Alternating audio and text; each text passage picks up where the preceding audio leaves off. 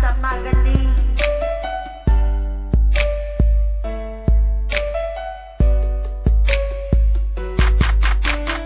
Ikaw ang inspirasyon sa ginahimo ko nga tanan. Kay imo langit pangalan ng unod sang akon dugan. Daw isa ka ka-prinsesa nga akon kay ginahalungan. Biska na na matabo hindi ta nakapag-ilisan. Daw isa ka milagro natabo sa kabuhi ko.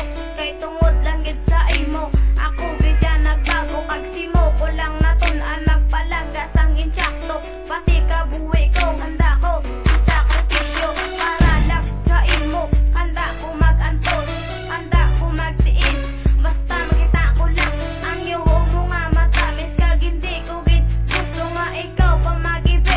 Kay ikaw akon palangga. Ikaw gid lang ako sa akong naduhan. Walang gaon dagat pag wala na sana iba. Taga of the night, grabe gid akong kalipay. Daw wala kong tat nga kadlaw. Kag himo ko lang na nakita kung paano mo ipalangga. Kag hindi ko gidya gusto nga may ligmay yung mga luwa sa imo mga mata. Kay ikaw lang ang babae na akong ginahalungan. Kag hindi ko gidya gusto nga kita pa magulagi. Kay ikaw lang ang babae ang unod sang akong dugan. Ang pagpalangga ko sa imo hindi gidya malakawan. Kag hindi ko katulog kay ikaw ginapanundong. Kay sa akon nga una-una ikaw lang ginapangita. Kag wala na sang iban kay hindi ko na mahimo nga ikaw pabayluhan. Biskan baha kag bagyo hindi makapugo sang aton pag-of the night. Kay ikaw lang gidyagapon ang akong ginabalangga.